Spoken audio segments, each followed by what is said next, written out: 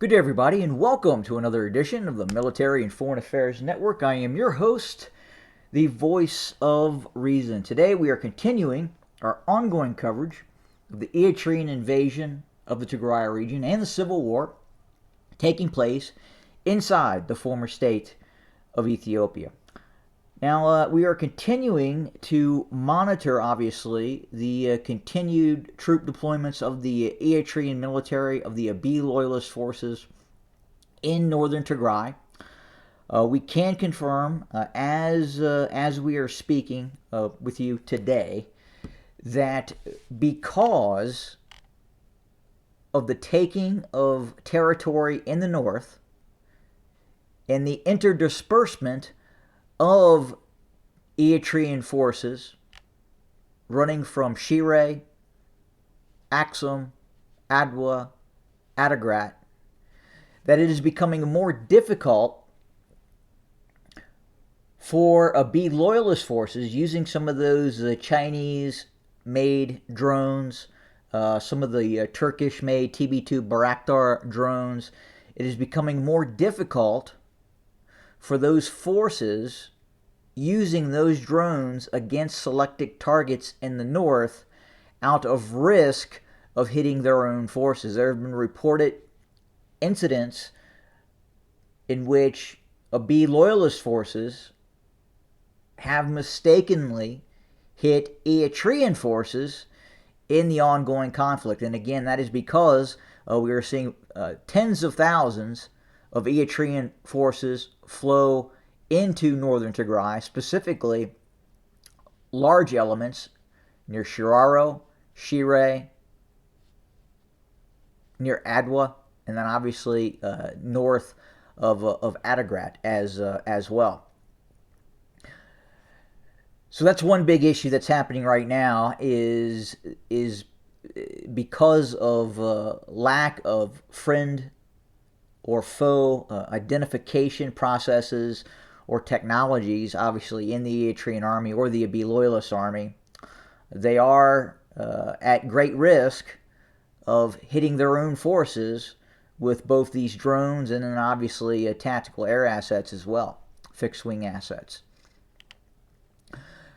But as we look first along the B-20 coming down from Zalambasa towards Adigrat, there's a lot of talk of who's in control of what.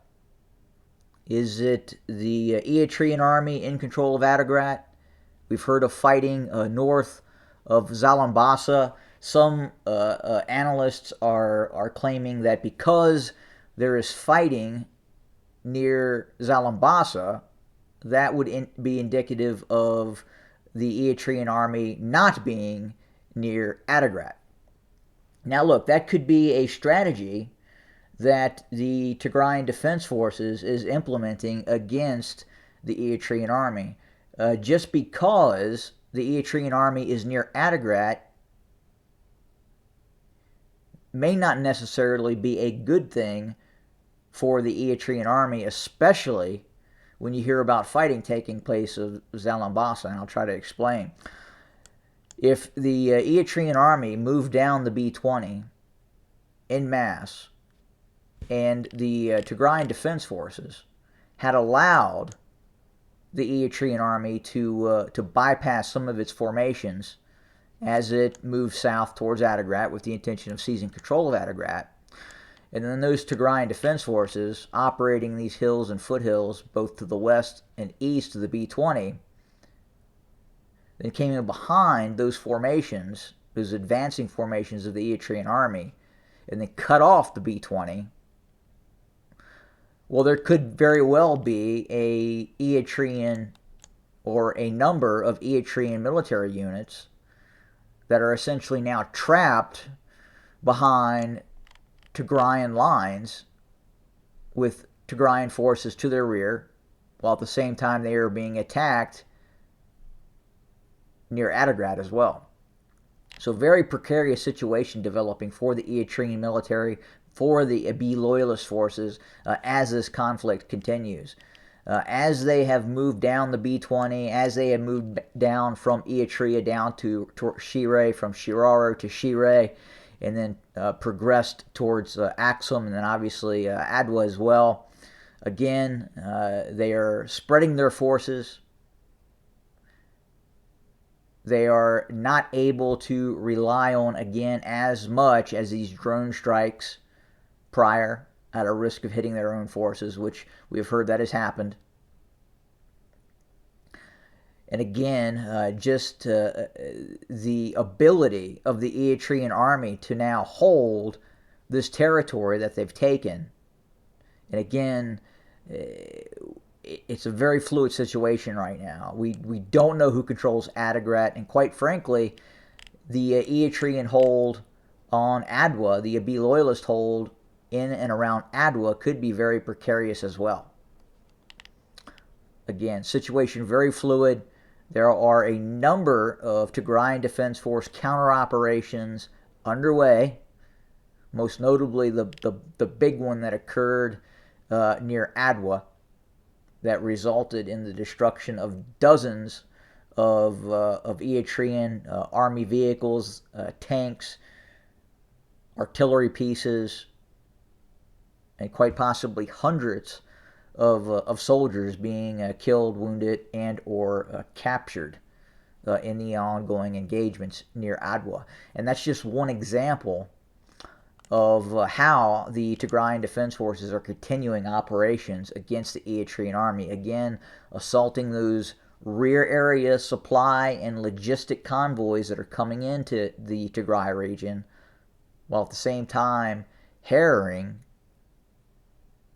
the lead elements of the Eritrean military. So we're going to continue to monitor this very, very closely.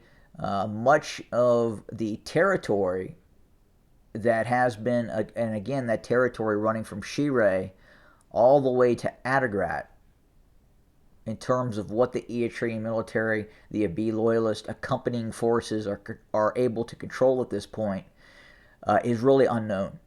They have taken areas, and then they have immediately lost areas within the last day or two. Again, there are Tigrayan Defense Force units interdispersed with Eritrean Army units all along this B-30 route. And it's very, very difficult, again, for the Eritrean military to ascertain the location of the Tigrayan Defense Forces. They obviously would like to move south along the A2 towards their ultimate prize, Mekelle. And they've even attempted limited advances from Abala west towards Mekelle as well. But again, therein lies the issue. As they advance, they soon find themselves surrounded by Tigrayan Defense Forces, and their rear is then cut off from supplies. And they're very hesitant about trying to make a rapid advance south towards Mekelle because of that issue. And again, it's not like the first conflict where there were 9,000 to 10,000 Tigrayan Defense Forces dispersed around the Tigray region. Right now we have, in the case of the ongoing conflict, up to 200,000, if not more, Tigrayan Defense Force fighters all around the Tigray region. So a much bigger number this time than what the Eritrean Army faced in the early campaigns back in late 2020, 2021. But that's where we are right now. We will continue to monitor, report, and bring you more content as we get it. Again, we appreciate the information coming in, and hopefully we will receive more in the not too distant future of what exactly is happening on the ground, so we can bring it to you. Again, thanks for joining us today. More to come. As always, have a good day.